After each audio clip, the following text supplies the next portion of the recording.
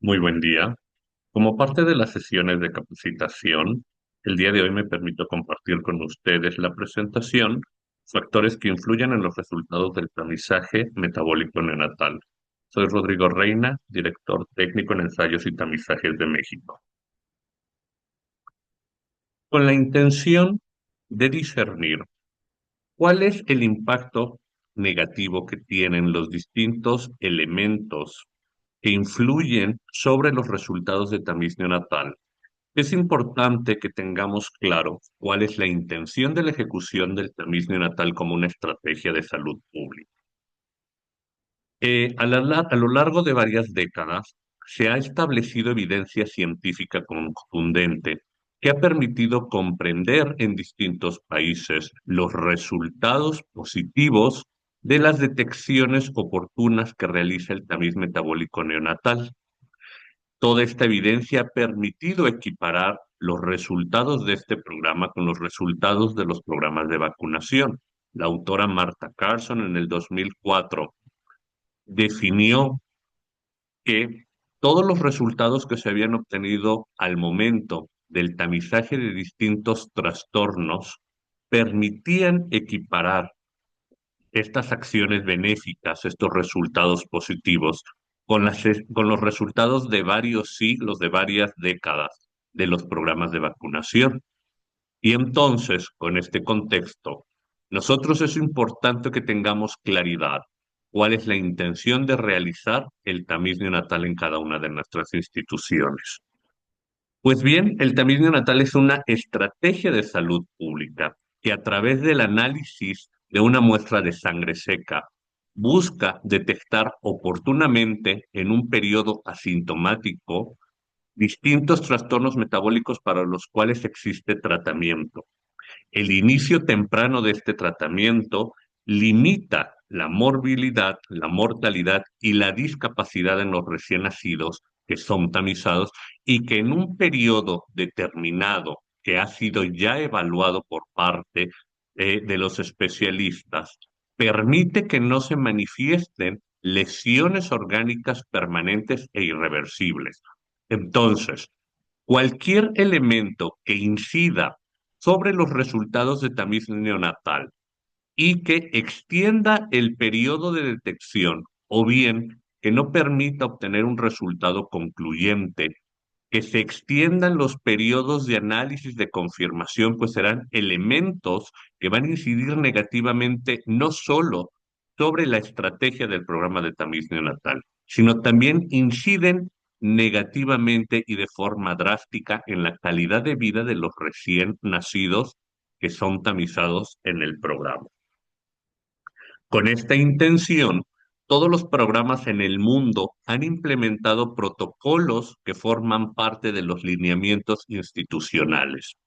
A través de comunicaciones, en congresos o en revistas específicas de tamiz neonatal, especializadas de tamiz neonatal, se han compartido esta serie de acciones que se han integrado a los lineamientos de diferentes instituciones con la finalidad de homologar y sistematizar cada una de las acciones que realizan diferentes actores del personal sanitario durante la ejecución del programa de tamiz neonatal. Es importante que tengamos claridad que el programa de tamiz neonatal no solo es la realización de la toma de la muestra de sangre seca y su análisis. Un programa de tamiz neonatal se encuentra estructurado en distintas fases. Cada una de estas fases se realizan acciones específicas que se deben de ejecutar con precisión con la finalidad de obtener resultados orientativos de un diagnóstico y el inicio de tratamiento. Este tratamiento será de por vida para el pequeñito que es detectado, pero a su vez permitirá el control, la limitación de la progresión del trastorno y con esto que la historia natural de la enfermedad se modifique. Es decir, que el pequeñito pueda cursar una vida lo más normal posible.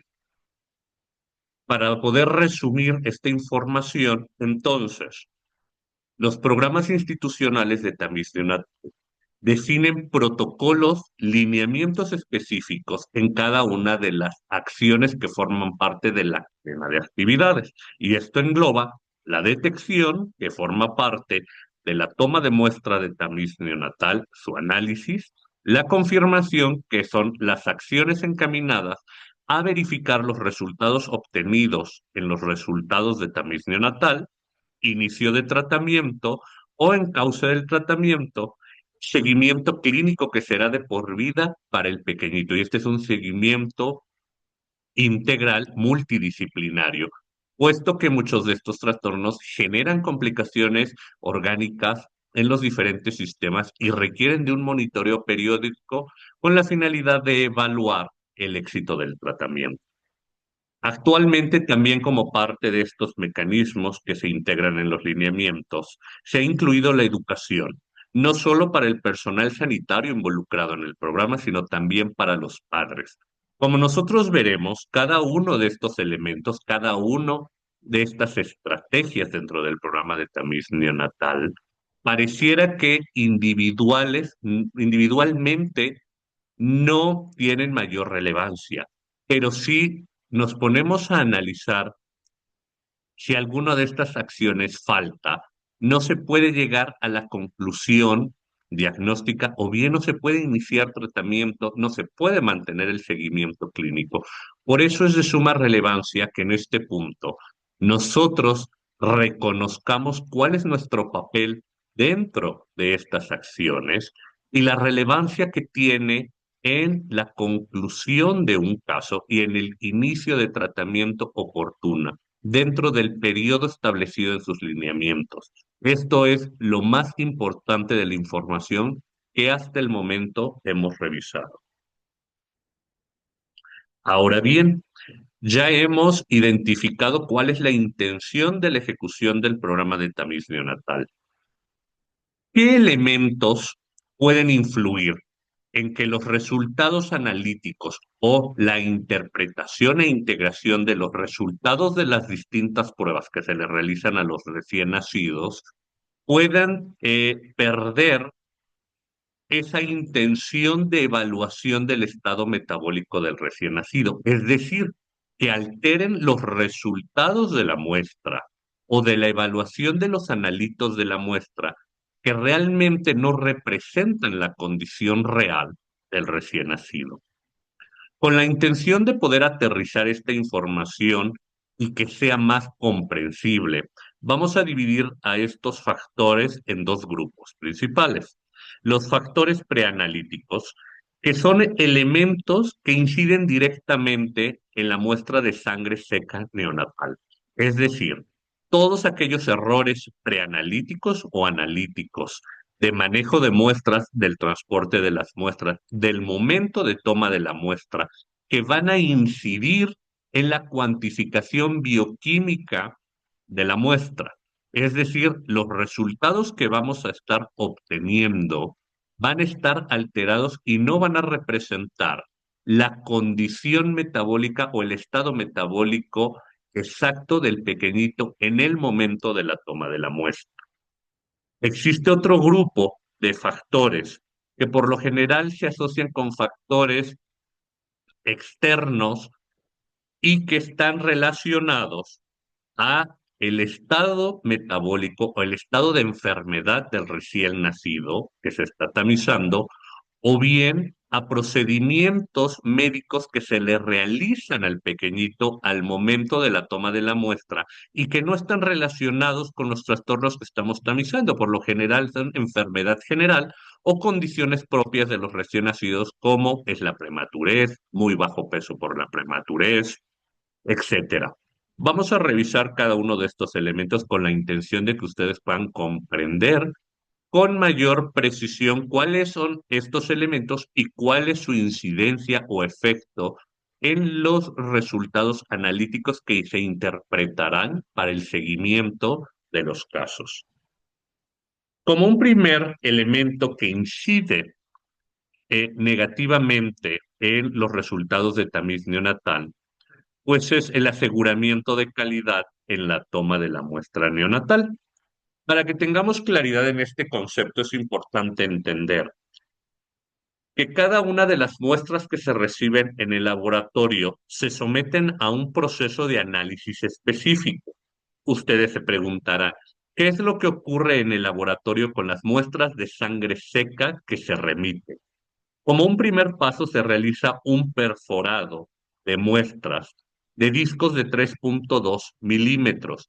Esta es una medida estándar internacional con la cual se han estandarizado los métodos de laboratorio, los métodos analíticos bioquímicos para mis neonatal. Y resulta que la muestra de sangre seca neonatal, cuando se perfora en discos de 3,2 milímetros, representan una medida volumétrica. Es decir, para que entendamos este concepto, cuando ustedes realizan una toma de muestra de sangre periférica en un tubo al vacío, ustedes deben de cumplir con las recomendaciones estándar que se tienen para tomar esta muestra, como no generar un torniquete lo suficientemente fuerte que pueda generar hemólisis. La muestra, el tubo de la muestra se tiene que agitar para que se mezcle con los anticoagulantes si lo tienen y evitar coagulación, etcétera. Pues resulta que la muestra de sangre seca es una medida volumétrica. Ustedes utilizan un papel filtro normalizado, es decir, tiene una medida de grosor específica. El material es algodón puro con el que se encuentra fabricado. Y estas características nos permiten que al perforar discos de 3,2 milímetros, nosotros tengamos un volumen aproximado de 3 microlitros de sangre o 1,5, un microlitro de suero. Ustedes imaginarán aquellas personas que han realizado el uso de micropipetas. El poder cuantificar este volumen es sumamente complejo. Sin embargo, cuando ustedes depositan gotas homogéneas de sangre, una sola gota de sangre, en el papel filtro, la secan 3 o 4 horas. La sangre se embebe dentro de las fibras de algodón y permite que esta muestra sea homogénea, representativa, se estabilicen los analitos en el secado, se reduzca su degradación y nos permita a nosotros disponer de esos 3,5 microlitros de sangre. Es por esto la relevancia de tener estas muestras adecuadas que son evaluadas en el laboratorio y que de pronto son rechazadas por condiciones de calidad. Todos los métodos analíticos desarrollados en el mundo están estandarizados a este disco de 3,2 milímetros. Por eso es la relevancia. Los resultados que nosotros vamos a obtener de las cuantificaciones bioquímicas estarán estandarizadas a este volumen. Por lo tanto, cuando nosotros obtenemos muestras de las características que están observando en pantalla, pues no se cumple el que nosotros dispongamos de 3,5 microlitros de sangre.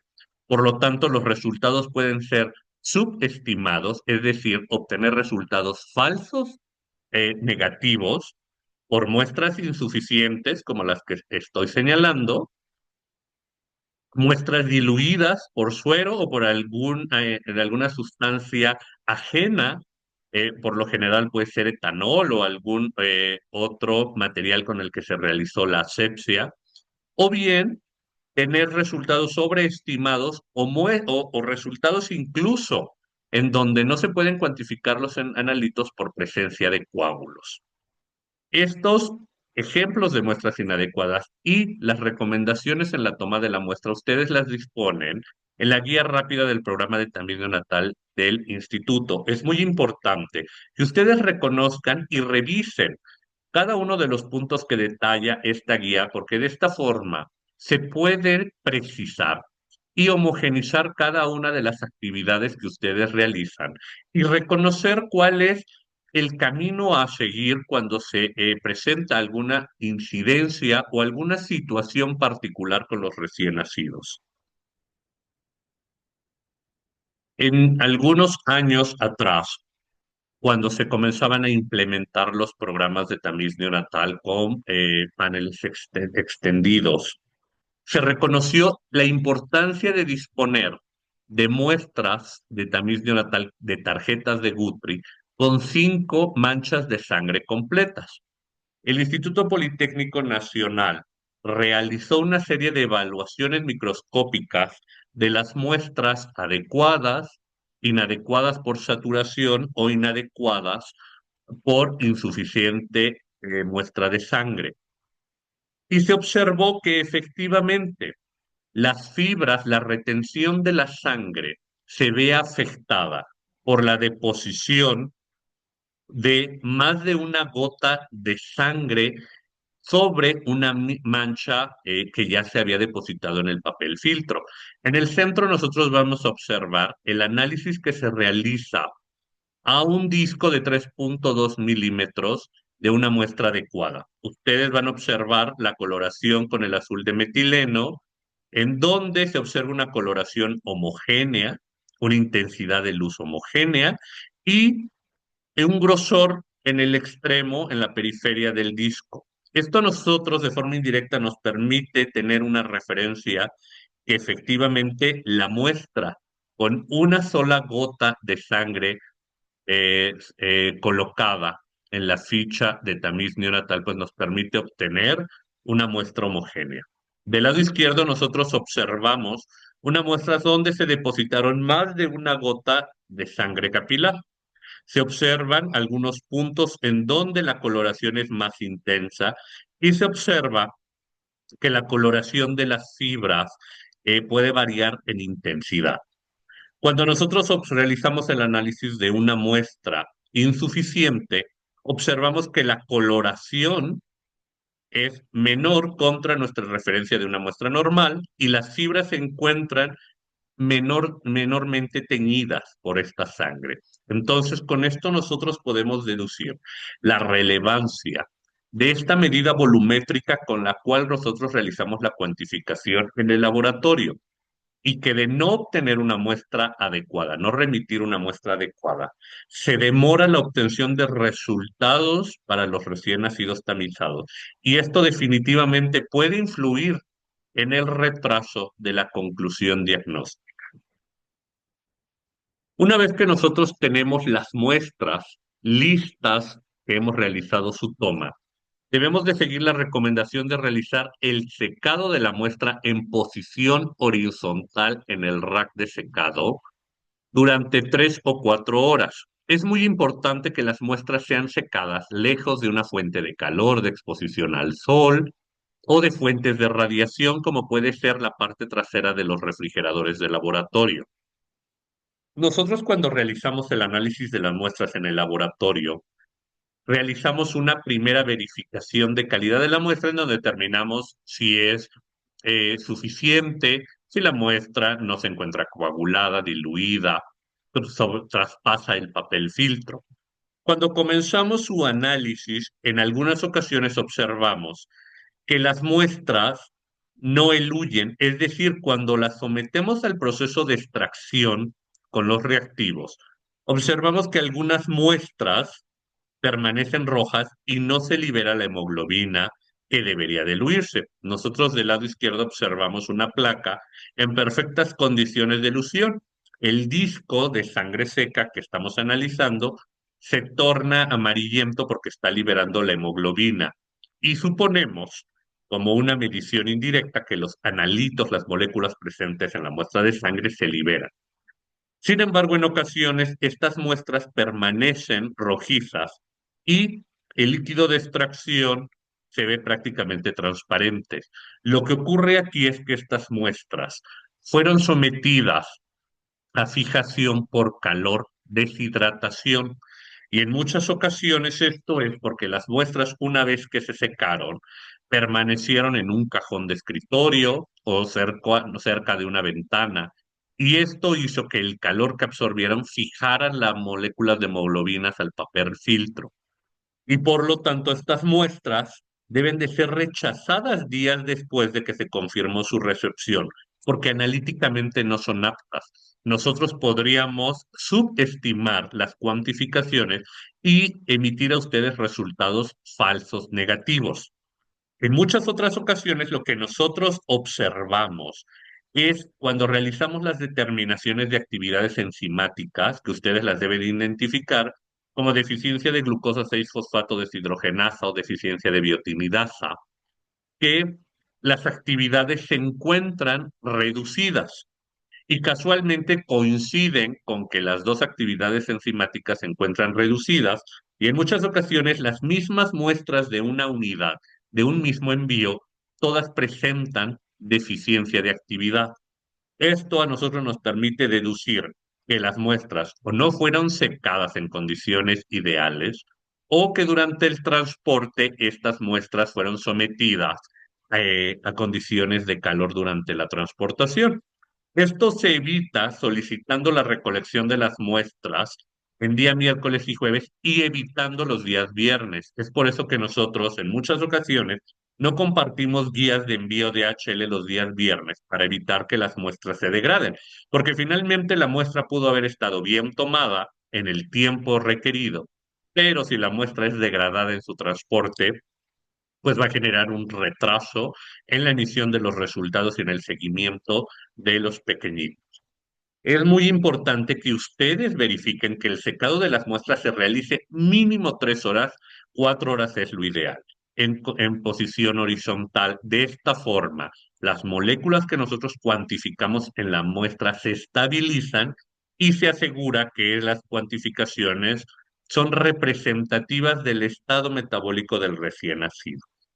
Si por alguna razón las muestras van a permanecer algunos días en su laboratorio, es importante que las muestras se coloquen dentro de bolsas de cierre hermético tipo Ziploc con un desecante en refrigeración estándar de 2 a 8 grados con la finalidad de que se preserven las muestras, sobre todo las actividades enzimáticas. Como esta es una situación que se ha presentado en distintos programas en el mundo, pues se han realizado estudios donde se ha demostrado la estabilidad de los analitos que se cuantifican en los programas de tamiz neonatal. Aquí ustedes observarán, están marcados con líneas punteadas que la estabilidad de algunas moléculas definitivamente se alcanza de una mejor manera en congelación, -20 grados. Sin embargo, en condiciones de refrigeración, la estabilidad de las moléculas es bastante satisfactoria comparado con temperatura ambiente. Y esto lo vemos claramente con la biotinidasa, en donde incluso a temperatura ambiente, en 2 días de pronto comienza a degradarse. Aquí nos reportan resultado porque se extendió más de 12 meses su estabilidad. Entonces, esto a nosotros nos permite deducir que la preservación de las muestras en condiciones de refrigeración aseguran tener resultados confiables. Es muy importante que ustedes tengan conciencia que no tiene ninguna justificación tener las muestras en retención más de 24 horas, puesto que lo que nosotros estamos buscando es realizar una detección presintomática. Debemos de realizar el envío de las muestras dentro de las primeras 24 horas, 48 horas, dentro de su toma. Es muy importante que las muestras no se retengan más de 48 horas. eh, Salvo que existe alguna situación, alguna contingencia en la logística de recolección. Pero la idea es que las muestras sean transportadas al laboratorio dentro de los primeros 5 días de vida del recién nacido para que se tenga tiempo suficiente para realizar su detección, confirmación e inicio de tratamiento. Entonces, no queremos que se queden con la idea que las muestras se pueden preservar meses en refrigeración. La estrategia de refrigeración es para un almacenamiento corto para realizar su envío al laboratorio y su análisis correspondiente. Otro factor que influye en los resultados de tamiz neonatal, pues es el momento de la toma de muestra. Se han realizado numerosas evaluaciones analíticas de cuál es la relevancia y cómo incide el tiempo de la toma de la muestra en los resultados de tamiz neonatal. De manera estándar, ustedes saben que en el instituto se debe de realizar la toma posterior a las 72 horas exactas del nacimiento y hasta los 5 días de vida. En algunas condiciones especiales, se deberá de verificar con la coordinación del programa la autorización para consideraciones específicas, muestras que se tomaron fuera de este tiempo. Pero es importante que cada uno de los actores involucrados en el programa verifique el cumplimiento de cada uno de los lineamientos para que se puedan tener programas exitosos y sobre todo detecciones exitosas. Regresando a este elemento tan importante que es el momento de la toma de muestra, pues ustedes estarán conscientes que al nacimiento los sistemas, los órganos en el recién nacido tienen que activar su metabolismo y estabilizarse. Esto se ve influenciado obviamente por los factores externos, como el inicio de alimentación, la respiración, la activación de todas las vías metabólicas en el recién nacido.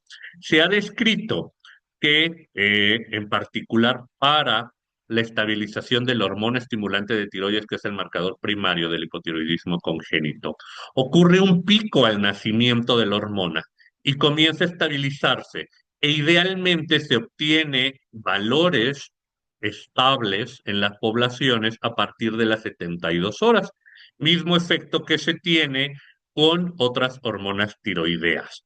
¿Qué ocurre si nosotros tomamos la muestra antes de las 72 horas? Se incrementará el número de resultados falsos sospechosos por esta elevación transitoria que se tiene en los recién nacidos y que es más marcada aún en los pequeñitos prematuros y bajo pesos por la inmadurez bioquímica propia de estos pequeñitos. Tenemos un punto importante que ustedes están realizando. Ustedes son un programa de tamiz neonatal ampliado, el programa, uno de los tamices más grandes de América Latina, en donde se realiza la cuantificación de algunas moléculas que tienen dependencia con la ingesta de alimentos, con la lactancia en los pequeñitos. Ustedes realizan el tamizaje de aminoacidopatías, acidurías orgánicas, desórdenes de beta oxidación, que están condicionados por la alimentación que recibe el recién nacido, puesto que estas moléculas son obtenidas de la leche materna o de la nutrición que está recibiendo el pequeñito, que debe de ser metabolizada en el cuerpo del pequeñito. Resulta, esta imagen que les estoy compartiendo es información que está por publicarse, por eso no tiene la formalidad requerida. Pero en Estados Unidos se ha realizado un análisis de cuál es la incidencia o la posibilidad, el riesgo de resultados falsos negativos. Cuando se realizan las tomas de muestra previo en distintos momentos al nacimiento. Resulta que para las aminoacidopatías, es decir, para los trastornos dependientes de aminoácidos, existe un mayor riesgo de resultados falsos negativos durante las primeras 24 a 48 horas. Y esto es porque se está iniciando la ingesta de aminoácidos en la leche materna. Y si no se tiene el suficiente número de ingestas, los valores de estos aminoácidos pues van a estar reducidos por una falta de ingesta. No se ha activado el metabolismo, puesto que la ingesta ha sido menor. En cuanto a al riesgo de los desórdenes de beta oxidación, durante los primeros días de vida, pues resulta que el riesgo es bajo, pero al paso de los días, el riesgo de un resultado falso negativo se incrementa. Encontramos un riesgo más o menos balanceado para acidurías orgánicas, que son trastornos bastante severos y que las complicaciones aparecen en los primeros días de vida. Cuando observamos el punto en el que estas curvas se intersectan, pues a las 72 horas, a los 3 días, tenemos un balance de este riesgo de resultados falsos negativos. Por lo tanto, estas 72 horas concuerdan con las 72 horas para los estudios hormonales. Entonces, aquí tenemos un análisis bioquímico hormonal. en donde se demuestra la relevancia de realizar esta toma de muestra a las 72 horas. Repito, si existe una condición específica en el recién nacido que condicione muerte súbita o que pone en riesgo la vida del recién nacido, se debe de solicitar la autorización para la toma de muestra y análisis a la coordinación del programa. Sin embargo, en condiciones estándar se deben de seguir los lineamientos para los casos prematuros, bajos pesos y los pequeñitos de término y buen peso.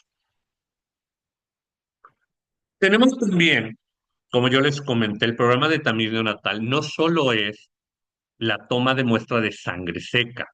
El programa también incluye la confirmación. Es muy importante que el personal sanitario que se encuentre involucrado en el seguimiento de los casos sospechosos tenga claridad de cuáles son los especímenes que se requieren para el seguimiento de casos sospechosos. Nosotros hemos compartido con ustedes las guías de cuáles son las muestras necesarias para el seguimiento y ustedes reciben a través de una alerta de notificación de caso sospechoso el tipo de muestra de seguimiento y qué características pueden ser motivos de rechazo. A manera de resumen, aquí les presentamos cuáles son las muestras que ustedes deben de considerar y que solicitamos atentamente se respeten, porque el recibir muestras diferentes o incompletas generan retrasos en el seguimiento de los recién nacidos. Es muy importante que aparte de esta tabla que aquí les mencionamos, que digamos es un resumen y que representan el espécimen más crítico, ustedes sigan y lean la notificación de casos sospechosos, porque ahí se detalla qué muestras específicas nos deben de enviar. Por ejemplo, para las asiduras orgánicas, parte del suero se les solicita también orina. Entonces, esta es la muestra primordial, pero que no es exclusiva.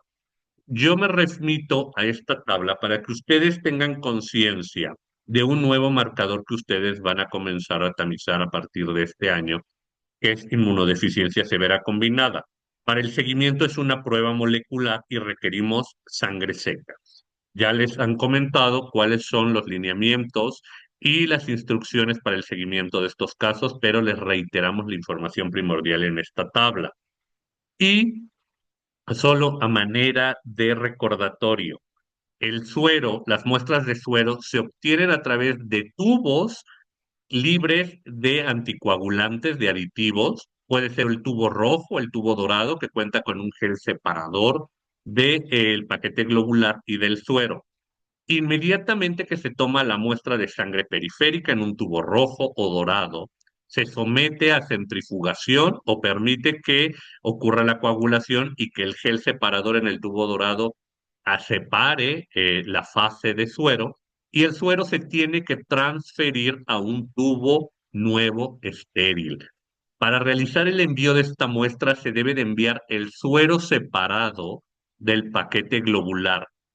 Si se envía la sangre completa o el tubo dorado sin haber separado el suero, corremos el riesgo que se hemolice la muestra durante el transporte y la muestra será rechazada.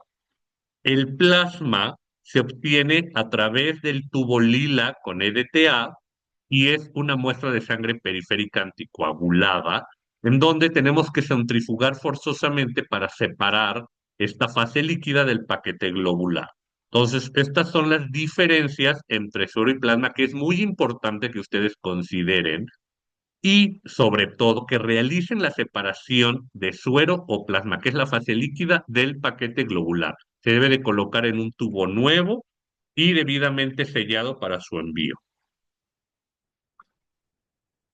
En este punto de la presentación hemos llegado ahora a los factores externos que condicionan los resultados de tamiz neonatal. Y como yo les comentaba inicialmente, pues son factores que están asociados a condiciones propias del recién nacido o procedimientos médicos que se realizan por enfermedad general u otros trastornos propios de los recién nacidos.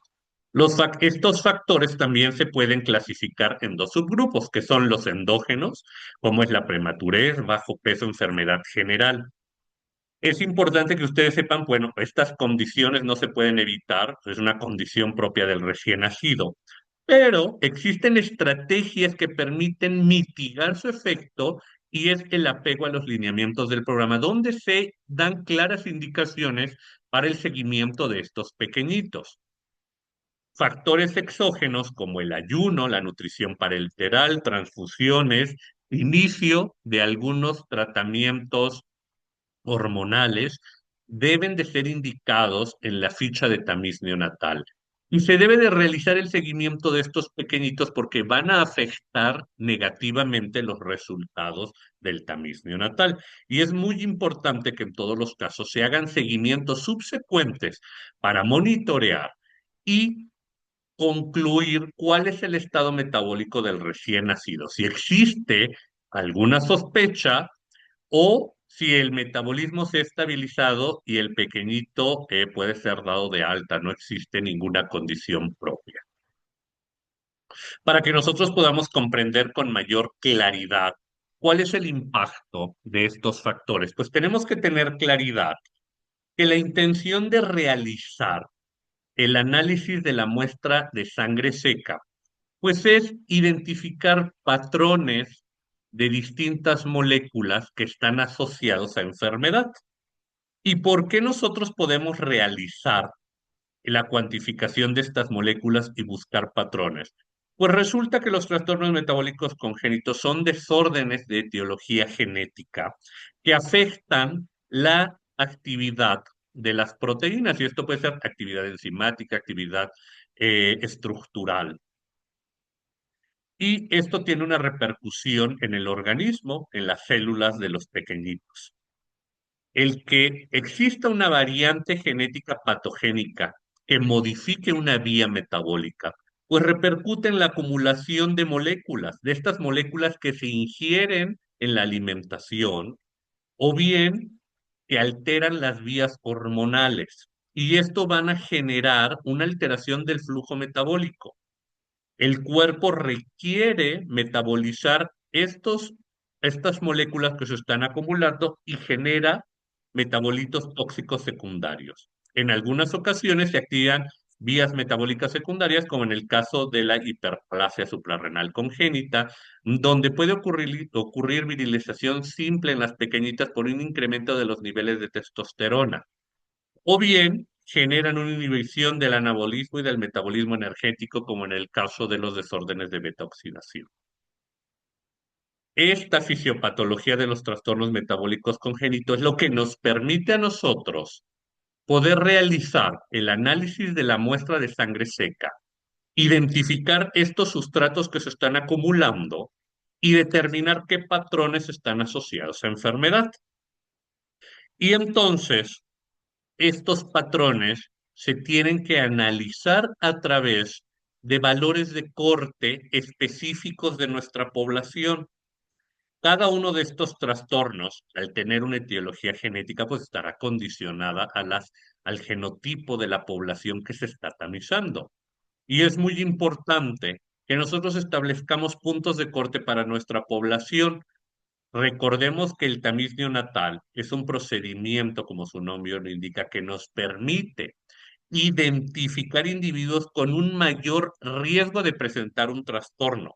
Por lo tanto, se deben de realizar pruebas subsecuentes para confirmar si estos patrones anormales moleculares están asociados a un trastorno metabólico o fue una condición transitoria en el recién nacido que generó esa alteración del patrón molecular.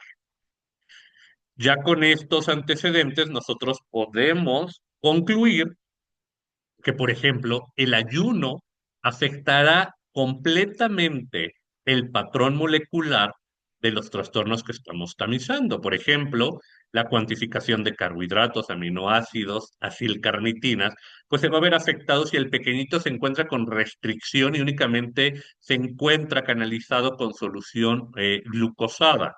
Es muy importante que esto sea notificado porque obtendríamos resultados falsos negativos en la evaluación del perfil metabólico. La nutrición parenteral también altera nuestros resultados, sobre todo en pequeñitos muy prematuros, bajo peso que se encuentran en unidades de cuidados intensivos. Se ha demostrado que las soluciones, las fórmulas de nutrición parenteral son ricas en aminoácidos ramificados y de pronto se obtienen resultados falsos, sospechosos, pero es porque el pequeñito se encuentra con alimentación parenteral, entonces se deben de realizar monitoreos subsecuentes. Las transfusiones definitivamente afectan sobre todo las determinaciones de actividad enzimática, como es deficiencia de glucosa 6-fosfato y biotinidasa, y pueden tener un efecto de dilución en otros analitos. Por lo tanto, es muy importante que la toma de muestras se realice antes de realizar la transfusión. Y si ya se realizó la transfusión, es importante realizar el monitoreo subsecuente como lo establece el lineamiento del programa y estar seguros que el pequeñito, realmente las cuantificaciones de laboratorio que estamos realizando, pues son una evaluación de la condición metabólica del recién nacido ya en un estado estable. La enfermedad general, por lo general, puede generar eh, resultados falsos sospechosos, por ejemplo, para hiperplasia suprarrenal. El estrés en los pequeñitos genera elevaciones transitorias de 17-hidroxiprogesterona. Entonces, algunos otros desórdenes pueden generar resultados falsos sospechosos, pero es importante que se mitiguen estos efectos a través del seguimiento de los lineamientos. Desde luego, la prematurez y bajo peso, esa inmadurez bioquímica que se observa en los prematuros y bajo peso, pues tienen como indicación realizar monitoreos subsecuentes. Actualmente, cuando se comienza a tamizar inmunodeficiencia severa combinada, se tiene un efecto muy notorio en prematuros y bajo peso, porque estamos realizando la detección del nivel de transcripción de los genes. Por lo tanto, la inmadurez bioquímica que se tiene en pequeñitos prematuros, sobre todo de muy bajo peso, o muy prematuros de 29 semanas, 900 gramos, los resultados por lo general serán sospechosos. Por lo tanto, es muy importante realizar los seguimientos para discernir si efectivamente nos estamos enfrentando a un pequeñito prematuro y bajo peso que presenta un trastorno metabólico o bien los resultados son atribuibles a la prematurez y bajo peso. Finalmente, como conclusión, pues es muy importante que ustedes tengan claridad que la detección y manejo oportuno de los trastornos metabólicos congénitos se garantiza a través de la adhesión y el puntual seguimiento de los lineamientos, de las acciones que están definidas en los lineamientos del programa. Y en el caso de condiciones particulares, se consulte de forma inmediata la coordinación del programa para implementar un plan específico para ese recién nacido. La posibilidad de detectar e iniciar tratamiento oportuno en el recién nacido en gran medida se ve condicionado por el apego a los lineamientos de los programas. El análisis de la sangre seca capilar es el pilar central de la cadena de acciones del programa de tamaño natal, puesto que esto desencadena una serie de acciones que puede permitir llegar a una conclusión diagnóstica que sea confirmar el caso o bien determinar que se trató de un falso sospechoso, de un caso que se debe descartar. Pero para poder llegar a este resultado se debe de disponer de muestras que garanticen la seguridad del resultado, pero además que sean representativas del estado metabólico del recién nacido. Es muy importante que la sangre seca sea reconocida como una medida volumétrica que nos permite cumplir con éxito la detección de estos trastornos y permitir que cada uno de nuestros pequeñitos puedan gozar de una vida normal, relativamente normal, con un tratamiento oportuno y sin secuelas asociadas a discapacidad por estos trastornos metabólicos. Muchísimas gracias.